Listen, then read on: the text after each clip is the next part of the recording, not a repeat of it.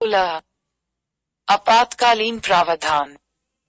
संविधान के भाग 18 में अनुच्छेद 352 से 360 तक आपातकालीन प्रावधान निहित हैं। ये प्रावधान केंद्र सरकार को किसी भी असामान्य स्थिति से प्रभावी ढंग से निपटने में सक्षम बनाते हैं। संविधान में इन प्रावधानों को शामिल करने के पीछे तर्कसंगतता, देश की संप्रभुता, एकता, अखंडता और सुरक्षा, लोकतांत्रिक राजनीतिक व्यवस्था और संविधान की रक्षा करना है। आपातकाल के दौरान केंद्र सरकार पूरी तरह से शक्तिशाली हो जाती है और राज्य केंद्र के पूर्ण नियंत्रण में आ जाते हैं। यह संविधान के औपचारिक संशोधन के बिना संघीय ढांचे को एकात्मक में बदल देता है। आपातकाल के दौरान सामान्य समय के दौरान संघीय से एकात्मक में राजनीतिक व्यवस्था का इस तरह का परिवर्तन भारतीय संविधान की एक अनूठी विशेषता है। इस संदर्भ में डॉक्टर B.R. अम्बेडकर ने संविधान सभा में कहा था कि अमेरिकी सहित सभी संघीय व्यवस्थाओं को संघवाद के कड़े सांचे में रखा गया है। परिस्थितियां कैसी भी हों, यह अपना रूप और आकार नहीं बदल सकता। यह कभी एकात्मक नहीं हो सकता। दूसरी ओर, भारत का संविधान समय और परिस्थितियों की आवश्यकताओं के अनुसार एकात्मक और संघीय दोनों हो सकता है। सामान्य समय में इसे संघीय व्यवस्था के रूप में कार्य करने के लिए तैयार किया जाता है, लेकिन आपातकाल के समय में इसे इस तरह से डिजाइन किया गया है कि यह काम करने के लिए तैयार किया गया है जैसे कि यह एक एकात्मक प्रणाली थी। संविधान 3 प्रकार की आपात स्थितियों को निर्धारित करता है। 1. युद्ध, बाहरी आक्रमण या सशस्त्र विद्रोह के कारण आपातकाल, अनुच्छेद 352। इसे लोकप्रिय रूप से राष्ट्रीय आपातकाल के रूप में जाना जाता है। हालांकि संविधान इस प्रकार की आपात स्थिति को दर्शाने के लिए आपातकाल की उद्घोषणा, अभिव्यक्ति का उपयोग करता है। 2. राज्यों में संवैधानिक तंत्र की विफलता के कारण आपातकाल, अनुच्छेद 356। इसे लोकप्रिय रूप से राष्ट्रपति शासन के रूप में जाना जाता है। यह 2 अन्य द्वारा भी जाना जाता है। नाम राज्य आपातकाल या संवैधानिक आपातकाल। हालांकि संविधान इस स्थिति के लिए आपातकाल शब्द का उपयोग नहीं करता है। 3. भारत की वित्तीय स्थिरता या क्रेडिट के लिए खतरे के कारण वित्तीय आपातकाल, अनुच्छेद 360। राष्ट्रीय आपात स्थिति घोषणा के आधार, अनुच्छेद 352 के तहत राष्ट्रपति राष्ट्रीय आपातकाल की घोषणा कर सकते हैं जब भारत या उसके एक हिस्से की सुरक्षा को युद्ध या बाहरी आक्रमण या सशस्त्र विद्रोह से खतरा हो। यह ध्यान दिया जा सकता है कि राष्ट्रपति युद्ध या बाहरी आक्रमण या सशस्त्र विद्रोह की वास्तविक घटना से पहले ही राष्ट्रीय आपातकाल की घोषणा कर सकते हैं, अगर वह संतुष्ट है कि एक आसन खतरा है। राष्ट्रपति युद्ध, बाहरी आक्रमण, सशस्त्र विद्रोह या उसके आसन खतरे के आधार पर विभिन्न उद्घोषणाएं भी जारी कर सकते हैं, चाहे उनके द्वारा पहले से ही कोई उद्घोषणा जारी की गई हो या नहीं और ऐसी उद्घोषणा चल रही हो। यह प्रावधान 1975 के 38वें संशोधन अधिनियम द्वारा जोड़ा गया था। जब युद्ध या बाहरी आक्रमण के आधार पर राष्ट्रीय आपातकाल की घोषणा की जाती है, तो इसे बाह्य आपातकाल के रूप में जाना जाता है। दूसरी ओर, जब इसे सशस्त्र विद्रोह के आधार पर घोषित किया जाता है, तो इसे आंतरिक आपातकाल के रूप में जाना जाता है। राष्ट्रीय आपातकाल की घोषणा पूरे देश या उसके केवल एक हिस्से पर लागू हो सकती है। 1976 के 42वें संशोधन अधिनियम ने राष्ट्रपति को राष्ट्रीय आपातकाल के संचालन को भारत के एक निर्दिष्ट हिस्से तक सीमित करने में सक्षम बनाया। मूल रूप से संविधान में राष्ट्रीय आपातकाल की घोषणा के लिए तीसरे आधार के रूप में आंतरिक अशांति का उल्लेख किया गया था, लेकिन यह अभिव्यक्ति बहुत अस्पष्ट थी और इसका व्यापक अर्थ था। इसलिए 1978 के 44वें संशोधन अधिनियम ने आंतरिक अशांति के लिए सशस्त्र विद्रोह शब्दों को प्रतिस्थापित किया। इस प्रकार आंतरिक अशांति के आधार पर राष्ट्रीय आपातकाल की घोषणा करना अब संभव नहीं है, जैसा कि 1975 में इंदिरा गांधी के नेतृत्व वाली कांग्रेस सरकार द्वारा किया गया था। हालांकि राष्ट्रपति कैबिनेटों से लिखित सिफारिश प्राप्त करने के बाद ही राष्ट्रीय आपातकाल की घोषणा कर सकते हैं। इसका अर्थ यह है कि केवल प्रधानमंत्री की सलाह पर ही नहीं, बल्कि कैबिनेट की सहमति से ही आपातकाल की घोषणा की जा सकती है। 1975 में तत्कालीन प्रधानमंत्री इंदिरा गांधी ने राष्ट्रपति को सलाह दी थी कि बिना परामर्श के आपातकाल की घोषणा करें। उसकी कैबिनेट घोषणा के बाद कैबिनेट को सूचित किया गया था, क्योंकि यह एक विश्वास के रूप में किया गया था। 1978 के 44वें संशोधन अधिनियम ने इस संबंध में केवल प्रधानमंत्री द्वारा निर्णय लेने की किसी भी संभावना को समाप्त करने के लिए इस सुरक्षा उपाय की शुरुआत की। 1975 के 38वें संशोधन अधिनियम ने राष्ट्रीय आपातकाल की घोषणा को न्यायिक समीक्षा से मुक्त कर दिया, लेकिन इस प्रावधान को बाद में 1978 के 44वें संशोधन अधिनियम द्वारा हटा दिया गया था।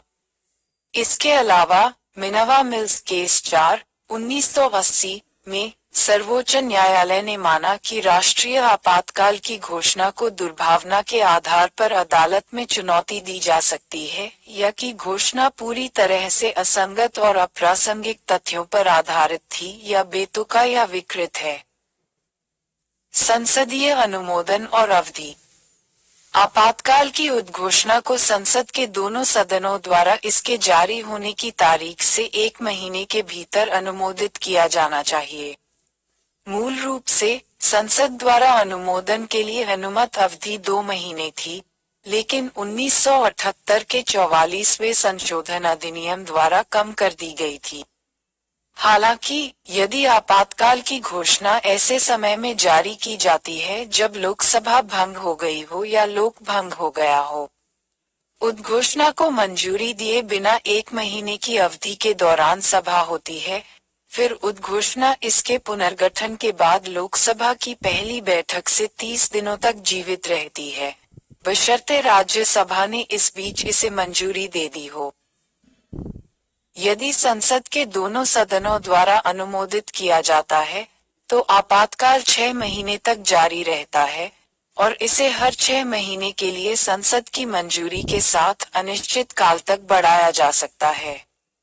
समय समय पर संसदीय अनुमोदन के इस प्रावधान को 44वें संशोधन अधिनियम 1978 द्वारा भी जोड़ा गया था।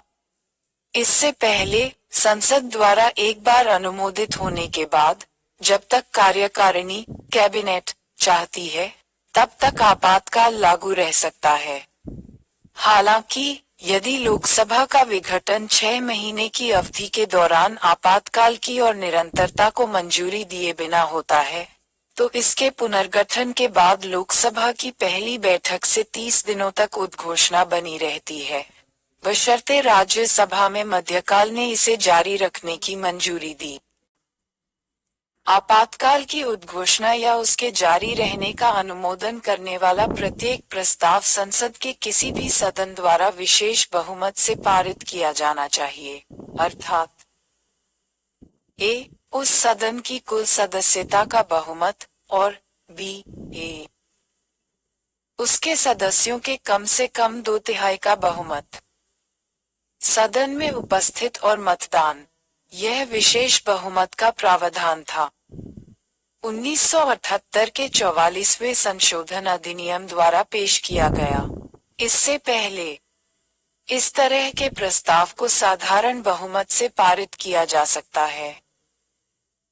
संसद उद्घोषणा का निरसन।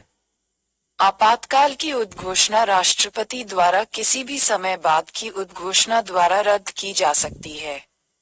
इस तरह की घोषणा के लिए संसदीय अनुमोदन की आवश्यकता नहीं होती है।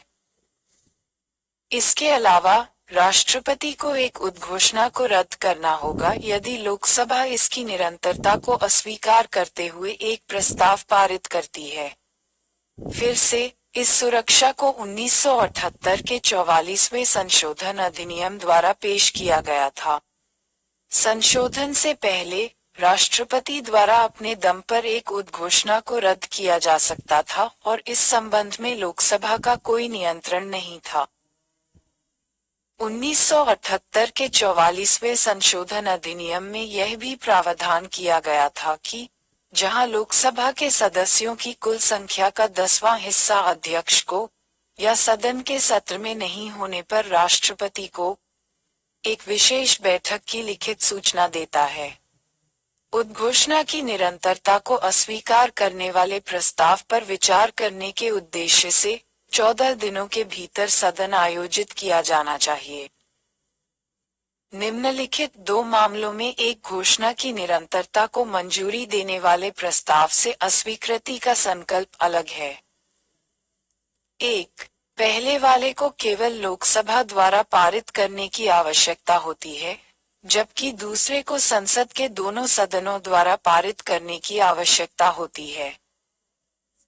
2. पहले वाले को केवल साधारण बहुमत से अपनाया जाना है, जबकि दूसरे को विशेष बहुमत द्वारा अपनाया जाना है। राष्ट्रीय आपातकाल के प्रभाव। आपातकाल की घोषणा का राजनीतिक व्यवस्था पर व्यापक प्रभाव पड़ता है। इन परिणामों को 3 श्रेणियों में बांटा जा सकता है। 1. केंद्र राज्य संबंधों पर प्रभाव। 2. लोकसभा और राज्य विधानसभा के जीवन पर प्रभाव और 3. मौलिक अधिकारों पर प्रभाव। केंद्र राज्य संबंधों पर प्रभाव।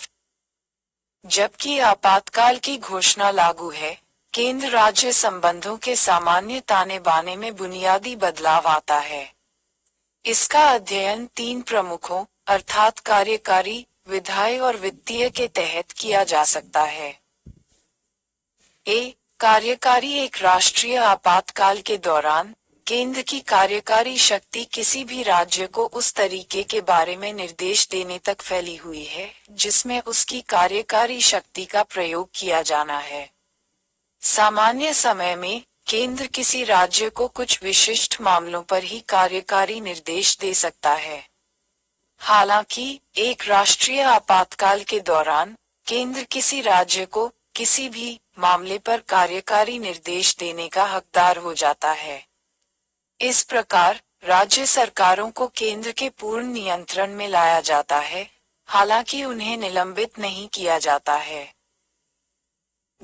विधान एक राष्ट्रीय आपातकाल के दौरान संसद राज्य सूची में उल्लिखित किसी भी विषय पर कानून बनाने का अधिकार प्राप्त हो जाता है। यद्यपि राज्य विधानमंडल की विधायी शक्ति निलंबित नहीं है, यह संसद की अधिभावी शक्ति के अधीन हो जाती है। इस प्रकार केंद्र और राज्यों के बीच विधायी शक्तियों का सामान्य वितरण निलंबित है, हालांकि राज्य विधानमंडल निलंबित नहीं है। संक्षेप में, संविधान संघीय के बजाय एकात्मक हो जाता है। राष्ट्रीय आपातकाल के दौरान राज्य के विषयों पर संसद द्वारा बनाए गए कानून आपातकाल के समाप्त होने के 6 महीने बाद निष्क्रिय हो जाते हैं। विशेष रूप से, जबकि राष्ट्रीय आपातकाल की उद्घोषणा चल रही है, राष्ट्रपति राज्य के विषयों पर भी अध्यादेश जारी कर सकते हैं, यदि संसद सत्र में नहीं है। इसके अलावा, संसद अपने द्वारा बनाए गए कानूनों को लागू करने के लिए केंद्र या उसके अधिकारियों और अधिकारियों को संघ सूची से बाहर के मामलों के संबंध में शक्तियां प्रदान कर सकती है और कर्तव्यों को लागू कर सकती है। राष्ट्रीय आपातकाल की घोषणा के परिणामस्वरूप अपने विस्तारित अधिकार क्षेत्र के तहत 1976 का 42वां संशोधन अधिनियम प्रदान करता है कि ऊपर वर्णित 2 परिणाम कार्यकारी और विधायी न केवल उस राज्य तक फैले हुए हैं जहां आपातकाल लागू है बल्कि किसी अन्य राज्य में भी है। सी वित्तीय जबकि राष्ट्रीय आपातकाल की घोषणा चल रही है, राष्ट्रपति केंद्र और राज्यों के बीच राजस्व के संवैधानिक वितरण को संशोधित कर सकते हैं। इसका मतलब है कि राष्ट्रपति केंद्र से राज्यों को वित्त के हस्तांतरण को या तो कम या रद्द कर सकता है। इस तरह का संशोधन वित्तीय वर्ष के अंत तक जारी रहता है जिसमें आपातकाल समाप्त हो जाता है। साथ ही राष्ट्रपति के ऐसे हर आदेश को संसद के दोनों सदनों के समक्ष रखना होता है।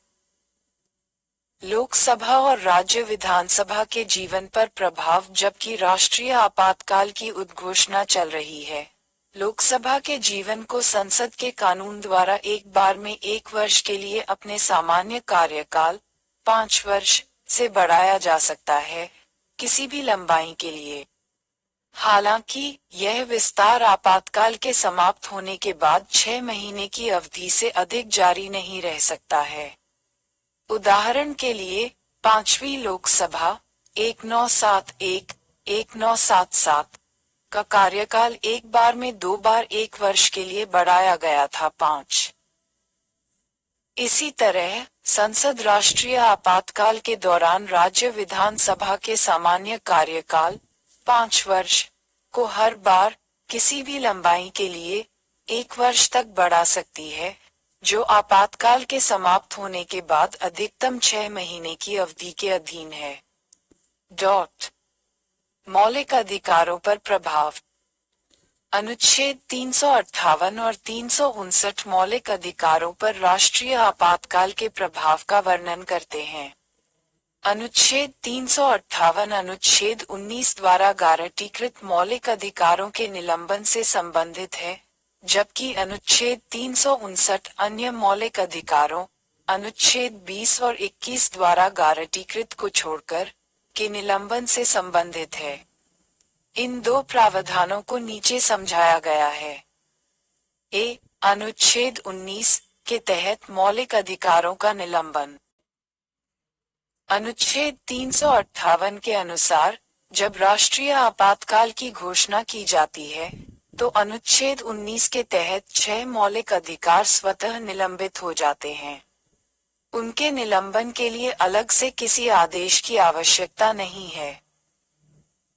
जबकि राष्ट्रीय आपातकाल की उद्घोषणा चल रही है, राज्य अनुच्छेद 19 द्वारा लगाए गए प्रतिबंधों से मुक्त हो गया है। दूसरे शब्दों में, राज्य कोई भी कानून बना सकता है या कोई कार्यकारी कार्रवाई कर सकता है जो अनुच्छेद 19 द्वारा गारंटीकृत 6 मौलिक अधिकारों को कम या छीन सकता है। इस तरह के किसी भी कानून या कार्यकारी कार्रवाई को इस आधार पर चुनौती नहीं दी जा सकती है कि वे अनुच्छेद 19 द्वारा गारंटीकृत 6 मौलिक अधिकारों के साथ असंगत हैं। जब राष्ट्रीय आपातकाल काम करना बंद कर देता है, तो अनुच्छेद 19 स्वचालित रूप से पुनर्जीवित हो जाता है और लागू हो जाता है। आपातकाल के दौरान बनाया गया कोई भी कानून अनुच्छेद 19 के साथ असंगति की सीमा तक प्रभावी नहीं रहता है। हालांकि आपातकाल के समाप्त होने के बाद भी आपातकाल के दौरान किए गए किसी भी कार्य का कोई उपाय नहीं है। इसका मतलब है कि आपातकाल के दौरान की गई विधायी और कार्यकारी कार्रवाइयों को आपातकाल के समाप्त होने के बाद भी चुनौती नहीं दी जा सकती है। 1978 के 44वें संशोधन अधिनियम ने अनुच्छेद 358 के दायरे को 2 तरह से प्रतिबंधित कर दिया। सबसे पहले, अनुच्छेद 19 के तहत 6 मौलिक अधिकारों को केवल तभी निलंबित किया जा सकता है जब राष्ट्रीय आपातकाल युद्ध या बाहरी आक्रमण के आधार पर घोषित किया गया हो, न कि सशस्त्र विद्रोह के आधार पर। दूसरे, केवल वे कानून जो आपातकाल से संबंधित हैं, उन्हें चुनौती देने से बचाया जाता है, न कि अन्य कानूनों को। साथ ही ऐसे कानून के तहत की गई कार्यकारी कार्रवाई भी सुरक्षित है। अन्य मौलिक अधिकारों का निलंबन। अनुच्छेद 359 राष्ट्रपति को राष्ट्रीय आपातकाल के दौरान मौलिक अधिकारों के प्रवर्तन के लिए किसी भी अदालत में जाने के अधिकार को निलंबित करने का अधिकार देता है। इसका मतलब यह है कि अनुच्छेद 359 के तहत मौलिक अधिकारों को निलंबित नहीं किया जाता है, बल्कि केवल उनका प्रवर्तन किया जाता है। उक्त अधिकार सैद्धांतिक रूप से जीवित हैं, लेकिन उपचार की मांग करने का अधिकार निलंबित है। प्रवर्तन का निलंबन केवल उन मौलिक अधिकारों से संबंधित है जो राष्ट्रपति के आदेश में निर्दिष्ट हैं। इसके अलावा निलंबन आपातकाल के संचालन के दौरान की अवधि के लिए या आदेश में उल्लिखित छोटी अवधि के लिए हो सकता है, और निलंबन आदेश को बढ़ाया जा सकता है। पूरे या देश के किसी भी हिस्से में इसे संसद के प्रत्येक सदन के समक्ष अनुमोदन के लिए रखा जाना चाहिए। जब राष्ट्रपति का आदेश लागू होता है, तो राज्य कोई भी कानून बना सकता है या कोई कार्यकारी कार्रवाई कर सकता है जो निर्दिष्ट मौलिक अधिकारों को कम या छीन सकता है। ऐसे किसी भी कानून या कार्यकारी कार्रवाई को इस आधार पर चुनौती नहीं दी जा सकती है कि वे निर्दिष्ट मौलिक अधिकारों के साथ असंगत हैं। जब आदेश का संचालन बंद हो जाता है, तो इस प्रकार बनाया गया कोई भी कानून निर्दिष्ट मौलिक अधिकारों के साथ असंगति की सीमा तक प्रभावी नहीं रहता है। लेकिन आदेश के संचालन के दौरान किए गए किसी भी काम के लिए कोई उपाय नहीं है, भले ही आदेश का संचालन बंद हो जाए। इसका मतलब यह है कि आदेश के संचालन के दौरान की गई विधायी और कार्यकारी कार्रवाइयों को आदेश समाप्त होने के बाद भी चुनौती नहीं दी जा सकती है। 1978 के 44वें संशोधन अधिनियम ने अनुच्छेद 359 के दायरे को दो तरह से प्रतिबंधित कर दिया। सबसे पहले, राष्ट्रपति अनुच्छेद 20 से 21 द्वारा गारंटीकृत मौलिक अधिकारों के प्रवर्तन के लिए न्यायालय जाने के अधिकार को निलंबित नहीं कर सकते हैं। दूसरे शब्दों में, अपराधों के लिए दोष सिद्धि के संबंध में संरक्षण का अधिकार, अनुच्छेद 20, और जीवन और व्यक्तिगत अधिकार स्वतंत्रता, अनुच्छेद 21, आपातकाल के दौरान भी प्रवर्तनीय रहती है। दूसरे, केवल वे कानून जो आपातकाल से संबंधित हैं, उन्हें चुनौती देने से बचाया जाता है और अन्य कानूनों को नहीं, और केवल ऐसे कानून के तहत की गई कार्यकारी कार्रवाई की रक्षा की जाती है। अनुच्छेद 358 और 359 के बीच भेद। अनुच्छेद 358 और 359 के बीच के अंतरों को संक्षेप में प्रस्तुत किया जा सकता है। 1. अनुच्छेद 358 केवल अनुच्छेद 19 के तहत मौलिक अधिकारों तक ही सीमित है, जबकि अनुच्छेद 359 उन सभी मौलिक अधिकारों तक विस्तारित है जिनका प्रवर्तन राष्ट्रपति के आदेश द्वारा निलंबित कर दिया गया है। 2. आपातकाल घोषित होते ही अनुच्छेद 358 अनुच्छेद 19 के तहत मौलिक अधिकारों को स्वतः ही समाप्त कर देता है। दूसरी ओर, अनुच्छेद 359 किसी भी मौलिक अधिकार को स्वतः निलंबित नहीं करता है। यह केवल राष्ट्रपति को निर्दिष्ट मौलिक अधिकारों के प्रवर्तन को निलंबित करने का अधिकार देता है। 3. अनुच्छेद 358 केवल बाहरी आपातकाल, अर्थात जब युद्ध या बाहरी आक्रमण के आधार पर आपातकाल घोषित किया जाता है, के मामले में लागू होता है, न कि आंतरिक आपातकाल के मामले में, अर्थात जब सशस्त्र बल के आधार पर आपातकाल घोषित किया जाता है, विद्रोह। दूसरी ओर, अनुच्छेद 359 बाहरी आपातकाल के साथ साथ आंतरिक आपातकाल दोनों के मामले में काम करता है। 4. अनुच्छेद 358 आपातकाल की पूरी अवधि के लिए अनुच्छेद 19 के तहत मौलिक अधिकारों को निलंबित करता है, जबकि अनुच्छेद 359 राष्ट्रपति द्वारा निर्दिष्ट अवधि के लिए मौलिक अधिकारों के प्रवर्तन को निलंबित करता है, जो या तो हो सकता है आपातकाल की पूरी अवधि या छोटी अवधि। 5. अनुच्छेद 358 का विस्तार पूरे देश में है, जबकि अनुच्छेद 359 का विस्तार पूरे देश या उसके किसी भाग पर हो सकता है। 6. अनुच्छेद 358 अनुच्छेद 19 को पूरी तरह से निलंबित करता है, जबकि अनुच्छेद 359 अनुच्छेद 20 और 21 के प्रवर्तन को निलंबित करने का अधिकार नहीं देता है। 7. अनुच्छेद 358 राज्य को अनुच्छेद 19 के तहत मौलिक अधिकारों से असंगत कोई भी कानून बनाने या कोई कार्यकारी कार्रवाई करने में सक्षम बनाता है, जबकि अनुच्छेद 359 राज्य को उन मौलिक अधिकारों से असंगत कोई भी कानून बनाने या कोई कार्यकारी कार्रवाई करने में सक्षम बनाता है जिसका प्रवर्तन राष्ट्रपति द्वारा निलंबित कर दिया गया है। आदेश। अनुच्छेद 358 और अनुच्छेद 359 में भी समानता है। दोनों ही केवल उन्हीं कानूनों को चुनौती से मुक्ति प्रदान करते हैं जो आपातकाल से संबंधित हैं, न कि अन्य कानूनों को। साथ ही केवल ऐसे कानून के तहत की गई कार्यकारी कार्रवाई दोनों द्वारा संरक्षित है। इतनी दूर की घोषणाएं। इस प्रकार का आपातकाल अब तक 3 बार 1962, 1971 और 1975 में घोषित किया जा चुका है।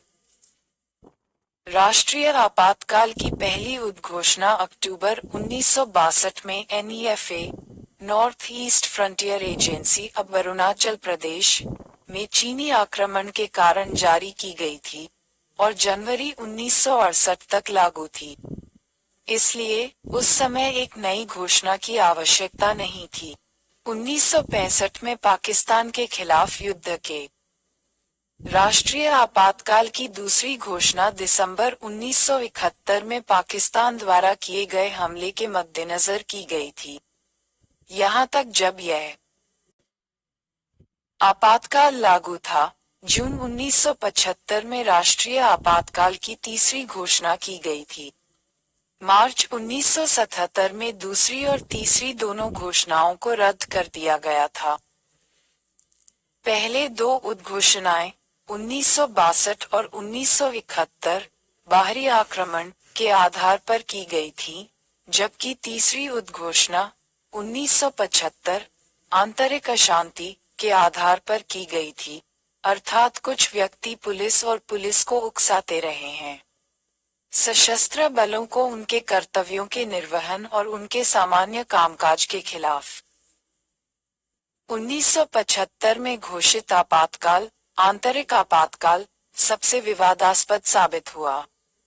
आपातकालीन शक्तियों के दुरुपयोग की व्यापक आलोचना हुई थी। 1977 में आपातकाल के बाद लोकसभा के चुनावों में इंदिरा गांधी के नेतृत्व वाली कांग्रेस पार्टी हार गई और जनता पार्टी सत्ता में आई। इस सरकार ने शाह आयोग को उन परिस्थितियों की जांच करने के लिए नियुक्त किया जो 1975 में आपातकाल की घोषणा की आवश्यकता थी। आयोग ने आपातकाल की घोषणा को उचित नहीं ठहराया, इसलिए आपातकालीन प्रावधानों के दुरुपयोग के खिलाफ कई सुरक्षा उपायों को पेश करने के लिए 1978 में 44वां संशोधन अधिनियम बनाया गया था। राष्ट्रपति शासन थोपने का आधार। अनुच्छेद 355 यह सुनिश्चित करने के लिए केंद्र पर एक कर्तव्य लगाता है कि प्रत्येक राज्य की सरकार संविधान के प्रावधानों के अनुसार चलती है। यह वह कर्तव्य है जिसके प्रदर्शन में केंद्र राज्य में संवैधानिक तंत्र के विफल होने की स्थिति में अनुच्छेद 356 के तहत किसी राज्य की सरकार को अपने हाथ में लेता है। इसे लोकप्रिय रूप से राष्ट्रपति शासन के रूप में जाना जाता है। इसे राज्य आपातकाल या संवैधानिक आपातकाल के रूप में भी जाना जाता है। अनुच्छेद 356 के तहत राष्ट्रपति शासन की घोषणा दो आधारों पर की जा सकती है, एक अनुच्छेद 356 में ही वर्णित है और दूसरा अनुच्छेद 365 में। एक अनुच्छेद 356 राष्ट्रपति को एक उद्घोषणा जारी करने का अधिकार देता है, यदि वह संतुष्ट है कि ऐसी स्थिति उत्पन्न हो गई है जिसमें किसी राज्य की सरकार संविधान के प्रावधानों के अनुसार नहीं चल सकती है, विशेष रूप से राष्ट्रपति या तो राज्य के राज्यपाल की रिपोर्ट पर कार्य कर सकता है या अन्यथा भी, अर्थात राज्यपाल की रिपोर्ट के बिना भी। 2. अनुच्छेद 365 कहता है कि जब भी कोई राज्य केंद्र के किसी निर्देश का पालन करने या उसे लागू करने में विफल रहता है, तो राष्ट्रपति के लिए यह मानना होगा कि ऐसी स्थिति उत्पन्न हो गई है जिसमें राज्य की सरकार नहीं चल सकती है संविधान के प्रावधानों के अनुसार। संसदीय अनुमोदन और अवधि। राष्ट्रपति शासन लगाने की घोषणा को संसद के दोनों सदनों द्वारा इसके जारी होने की तारीख से 2 महीने के भीतर अनुमोदित किया जाना चाहिए। तथापि यदि राष्ट्रपति शासन की उद्घोषणा ऐसे समय में जारी की जाती है जब लोकसभा भंग हो गई हो या लोकसभा का विघटन उद्घोषणा के अनुमोदन के बिना 2 महीने की अवधि के दौरान हो, तो उद्घोषणा पहली तारीख से 30 दिनों तक जीवित रहती है। लोकसभा की बैठक के पुनर्गठन के बाद, बशर्ते राज्यसभा ने इसे इस बीच में मंजूरी दे दी हो। यदि संसद के दोनों सदनों द्वारा अनुमोदित किया जाता है, तो राष्ट्रपति शासन 6 महीने तक जारी रहता है। इसे अधिकतम 3 वर्ष की अवधि के लिए बढ़ाया जा सकता है, हर 6 महीने में संसद की मंजूरी से। हालांकि यदि लोकसभा का विघटन 6 महीने की अवधि के दौरान राष्ट्रपति शासन के आगे जारी रहने की मंजूरी के बिना होता है, तो इसके पुनर्गठन के बाद लोकसभा की पहली बैठक से 30 दिनों तक उद्घोषणा बनी रहती है, बशर्ते राज्यसभा इस बीच इसे जारी रखने की मंजूरी दे दी है। राष्ट्रपति शासन की उद्घोषणा या उसके जारी रहने का अनुमोदन करने वाला प्रत्येक प्रस्ताव संसद के किसी भी सदन द्वारा साधारण बहुमत से ही पारित किया जा सकता है, अर्थात उस सदन के उपस्थित और मतदान करने वाले सदस्यों के बहुमत से। 1978 के 44वें संशोधन अधिनियम ने राष्ट्रपति शासन की घोषणा को 1 वर्ष से आगे बढ़ाने के लिए संसद की शक्ति पर संयम रखने के लिए एक नया प्रावधान पेश किया। इस प्रकार यह प्रदान करता है कि 1 वर्ष से अधिक राष्ट्रपति शासन को एक समय में 6 महीने के लिए तभी बढ़ाया जा सकता है जब निम्नलिखित 2 शर्तें पूरी हों। 1. राष्ट्रीय आपातकाल की घोषणा पूरे भारत में या पूरे या राज्य के किसी भी हिस्से में लागू होनी चाहिए, तथा 2. चुनाव आयोग को यह प्रमाणित करना होगा कि संबंधित राज्य की विधानसभा के आम चुनाव कठिनाइयों के कारण नहीं हो सकते हैं। राष्ट्रपति शासन की उद्घोषणा को राष्ट्रपति किसी भी समय परवर्ती उद्घोषणा द्वारा निरस्त कर सकता है। इस तरह की घोषणा के लिए संसदीय अनुमोदन की आवश्यकता नहीं होती है। राष्ट्रपति शासन के परिणाम। जब किसी राज्य में राष्ट्रपति शासन लगाया जाता है तो राष्ट्रपति को निम्नलिखित असाधारण शक्तियां प्राप्त होती हैं। 1. वह राज्य सरकार के कार्यों और राज्यपाल या राज्य में किसी अन्य कार्यकारी प्राधिकरण में निहित शक्तियों को ले सकता है। 2. वह घोषणा कर सकता है कि राज्य विधानमंडल की शक्तियों का प्रयोग संसद द्वारा किया जाना है। 3. वह राज्य में किसी भी निकाय या प्राधिकरण से संबंधित संवैधानिक प्रावधानों के निलंबन सहित अन्य सभी आवश्यक कदम उठा सकता है। इसलिए जब किसी राज्य में राष्ट्रपति शासन लगाया जाता है, तो राष्ट्रपति मुख्यमंत्री की अध्यक्षता वाली राज्य मंत्रिपरिषद को खारिज कर देता है। राज्य का राज्यपाल राष्ट्रपति की ओर से राज्य के मुख्य सचिव या राष्ट्रपति द्वारा नियुक्त सलाहकारों की सहायता से राज्य प्रशासन का संचालन करता है। यही कारण है कि अनुच्छेद 356 के तहत एक उद्घोषणा को राज्य में राष्ट्रपति शासन लागू करने के रूप में जाना जाता है। इसके अलावा राष्ट्रपति राज्य विधानसभा को या तो निलंबित या भंग कर देता है। संसद राज्य के विधायी विधेयकों और राज्य के बजट को पारित करती है। जब राज्य विधायिका को इस प्रकार निलंबित या भंग कर दिया जाता है, एक, संसद राज्य के लिए कानून बनाने की शक्ति राष्ट्रपति या उनके द्वारा इस संबंध में निर्दिष्ट किसी अन्य प्राधिकरण को सौंप सकती है। 2. संसद या प्रतिनिधिमंडल के मामले में राष्ट्रपति या कोई भी अन्य निर्दिष्ट प्राधिकारी शक्तियां प्रदान करने वाले कानून बना सकते हैं और केंद्र या उसके अधिकारियों पर कर्तव्य थोपना और अधिकारियों। 3. राष्ट्रपति, जब लोकसभा का सत्र नहीं चल रहा हो, संसद द्वारा इसकी मंजूरी के लंबित राज्य समेकित निधि से व्यय को अधिकृत कर सकता है। और 4. जब संसद का सत्र नहीं चल रहा हो तो राष्ट्रपति राज्य के शासन के लिए अध्यादेश जारी कर सकता है।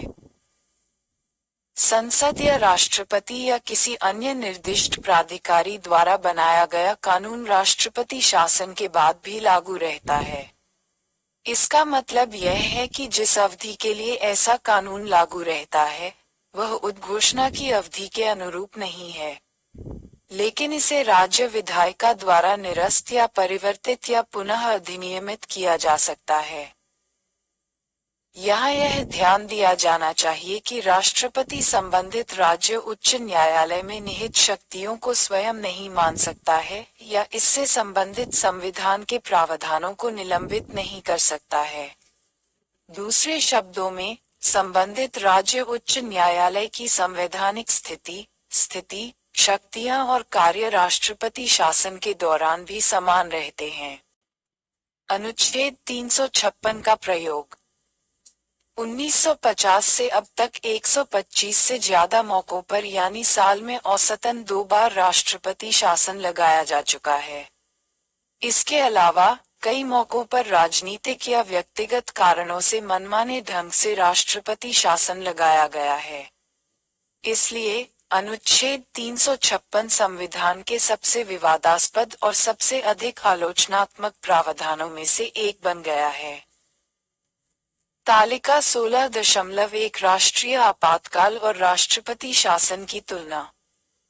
राष्ट्रीय आपातकाल अनुच्छेद राष्ट्रपति शासन अनुच्छेद 352 356 1. यह तब घोषित किया जा सकता है जब किसी राज्य की सरकार को संविधान के प्रावधानों के अनुसार उन कारणों से नहीं चलाया जा सकता है जिनका बाहरी आक्रमण सशस्त्र विद्रोह से कोई संबंध नहीं हो सकता है।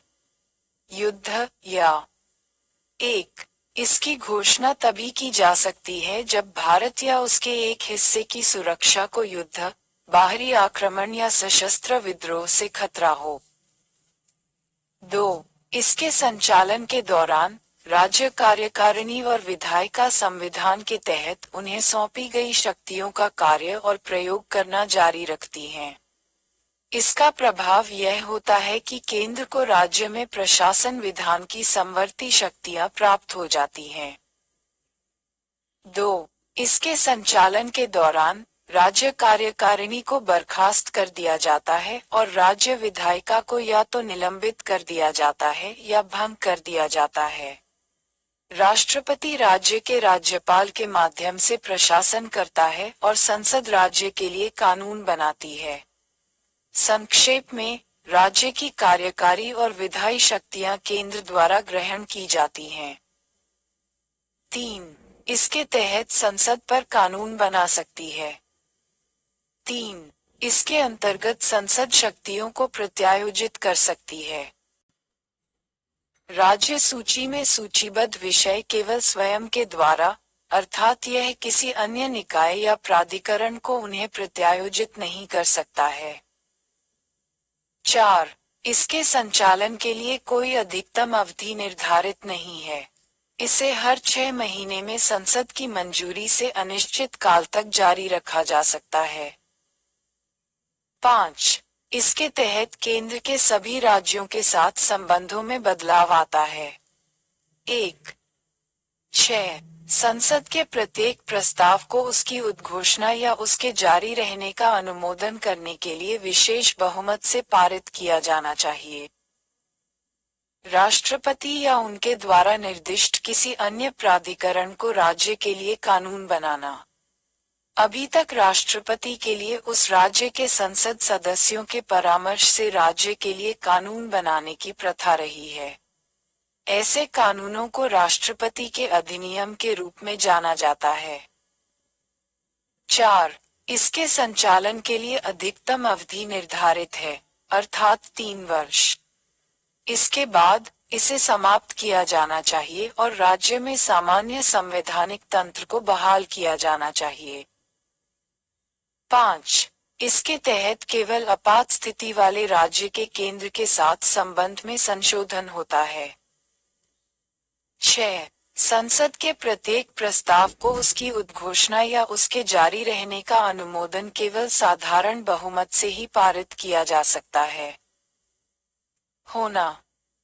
7. यह नागरिकों के मौलिक अधिकारों को प्रभावित करता है। 8. लोकसभा इसके निरसन के लिए एक प्रस्ताव पारित कर सकती है। 7. नागरिकों के मौलिक अधिकारों पर इसका कोई प्रभाव नहीं पड़ता है। 8. ऐसा कोई प्रावधान नहीं है। इसे राष्ट्रपति केवल अपने दम पर रद्द कर सकता है। पहली बार 1951 में पंजाब में राष्ट्रपति शासन लगाया गया था। अब तक सभी राज्यों में 1 या 2 बार या अधिक राष्ट्रपति शासन लागू किया जा चुका है। इस संबंध में विवरण इस अध्याय के अंत में तालिका 16.2 में दिया गया है। जब 1977 में आंतरिक आपातकाल के बाद लोकसभा के लिए आम चुनाव हुए, तो सत्तारूढ़ कांग्रेस पार्टी हार गई और जनता पार्टी सत्ता में आ गई। मोरारजी देसाई के नेतृत्व वाली नई सरकार ने 9 राज्यों, जहां कांग्रेस पार्टी सत्ता में थी, में इस आधार पर राष्ट्रपति शासन लगाया कि उन राज्यों की विधानसभाएं अब मतदाताओं की इच्छाओं का प्रतिनिधित्व नहीं करती हैं। 1980 में जब कांग्रेस पार्टी सत्ता में लौटी तो उसने 9 राज्यों 10 में भी ऐसा ही किया। 1992 में कांग्रेस पार्टी द्वारा 3 भाजपा शासित राज्यों, मध्य प्रदेश, हिमाचल प्रदेश और राजस्थान, में राष्ट्रपति शासन इस आधार पर लगाया गया था कि वे धार्मिक संगठनों पर केंद्र द्वारा लगाए गए प्रतिबंध को ईमानदारी से लागू नहीं कर रहे थे। बोम्मई मामले 11/1994 में एक ऐतिहासिक फैसले में सर्वोच्च न्यायालय ने इस उद्घोषणा की वैधता को इस आधार पर बरकरार रखा कि धर्मनिरपेक्षता संविधान की एक बुनियादी विशेषता है। लेकिन अदालत ने 1988 में नागालैंड, 1989 में कर्नाटक और 1991 में मेघालय में राष्ट्रपति शासन लगाने की वैधता को बरकरार नहीं रखा। Doctor B.R. अंबेडकर ने संविधान सभा में इस प्रावधान के आलोचकों को जवाब देते हुए आशा व्यक्त की कि अनुच्छेद 356 द्वारा प्रदत्त कठोर शक्ति एक डेडिलेटर बनी रहेगी और इसका उपयोग केवल अंतिम उपाय के रूप में किया जाएगा। उन्होंने देखा 12 केंद्र के हस्तक्षेप को वर्जित माना जाना चाहिए, क्योंकि यह प्रांत, राज्य के संप्रभु अधिकार पर आक्रमण होगा। यह एक मौलिक प्रस्ताव है जिसे हमें इस तथ्य के कारण स्वीकार करना चाहिए कि हमारे पास एक संघीय संविधान है। ऐसा होने पर, यदि केंद्र को प्रांतीय मामलों के प्रशासन में हस्तक्षेप करना है, तो यह कुछ दायित्व के तहत होना चाहिए जो संविधान केंद्र पर लागू करता है। हमें उचित बात यह उम्मीद करनी चाहिए कि ऐसे लेखों को कभी भी लागू नहीं किया जाएगा और कि वे एक मृत पत्र बने रहेंगे। यदि उन्हें क्रियान्वित किया जाता है, तो मुझे आशा है कि राष्ट्रपति जो इस शक्ति से संपन्न हैं, उचित करेंगे। वास्तव में प्रांत के प्रशासन को निलंबित करने से पहले सावधानियां। हालांकि, बाद की घटनाओं से पता चलता है कि संविधान का मृत पत्र होने की उम्मीद कई राज्य सरकारों और विधानसभाओं के खिलाफ घातक हथियार बन गई है।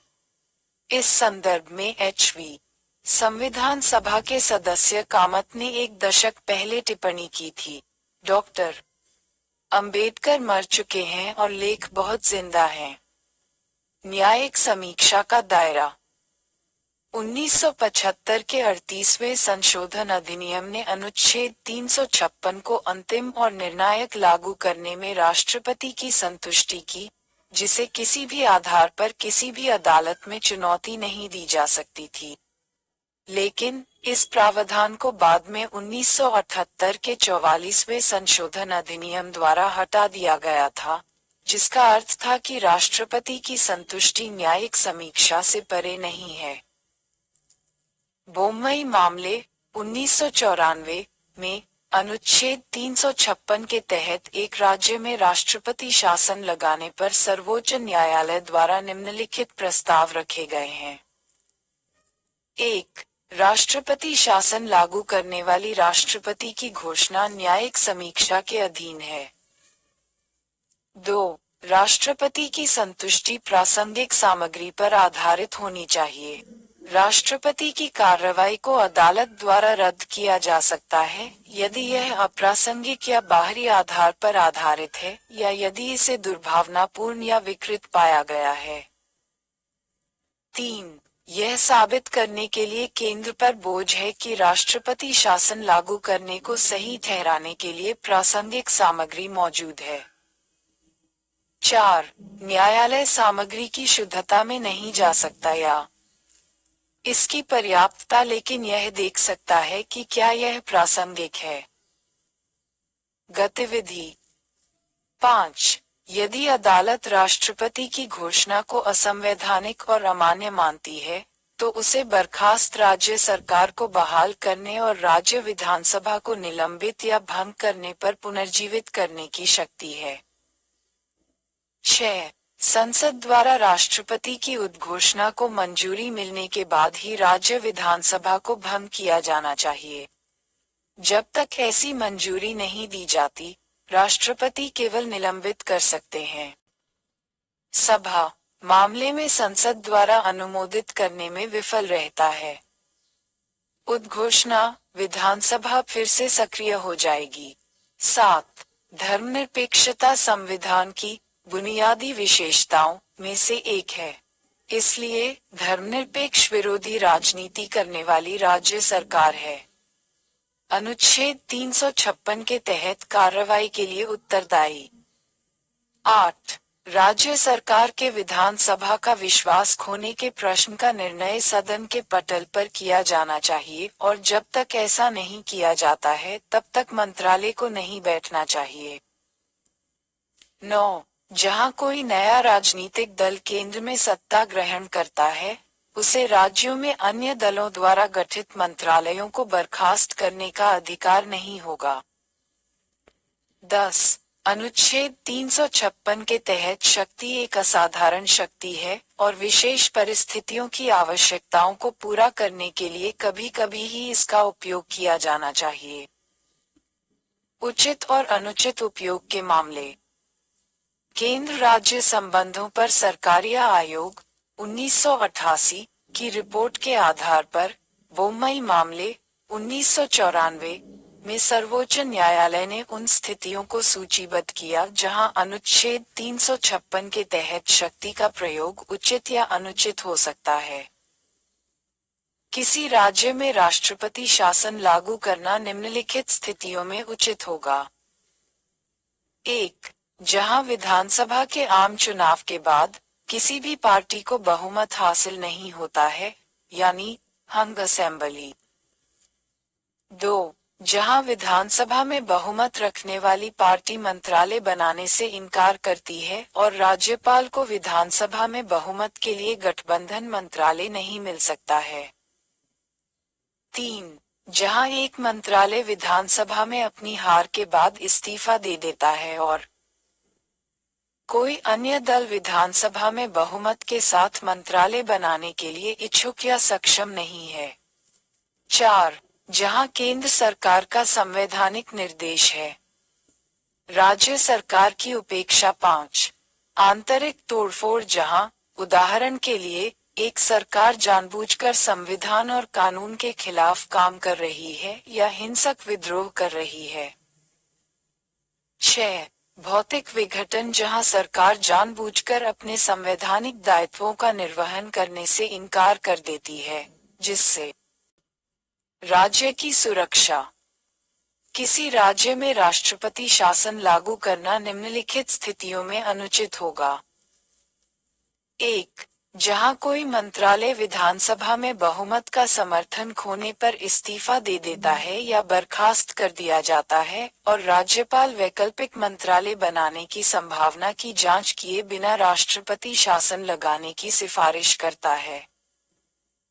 2. जहां राज्यपाल विधानसभा में एक मंत्रालय के समर्थन का अपना आकलन करता है और मंत्रालय को विधानसभा के पटल पर बहुमत साबित करने की अनुमति दिए बिना राष्ट्रपति शासन लगाने की सिफारिश करता है। 3. जहां विधानसभा में बहुमत के समर्थन का आनंद लेने वाले सत्तारूढ़ दल को 1977 और 1980 में लोकसभा के आम चुनावों में भारी हार का सामना करना पड़ा है। 4. आंतरिक गड़बड़ी आंतरिक तोड़फोड़ की राशि नहीं है या शारीरिक टूटना। 5. राज्य में कुशासन या फिर मंत्री पर भ्रष्टाचार के आरोप या राज्य की सख्त आर्थिक मजबूरी। 6. जहां राज्य सरकार को खुद को सुधारने के लिए पूर्व चेतावनी नहीं दी जाती है, सिवाय इसके कि अत्यधिक तात्कालिकता के कारण विनाशकारी परिणाम हो सकते हैं। 7. जहां सत्ता का उपयोग सत्ताधारी दल की आंतरिक समस्याओं को हल करने के लिए किया जाता है या किसी ऐसे उद्देश्य के लिए किया जाता है जिसके लिए इसे संविधान द्वारा प्रदान किया गया है।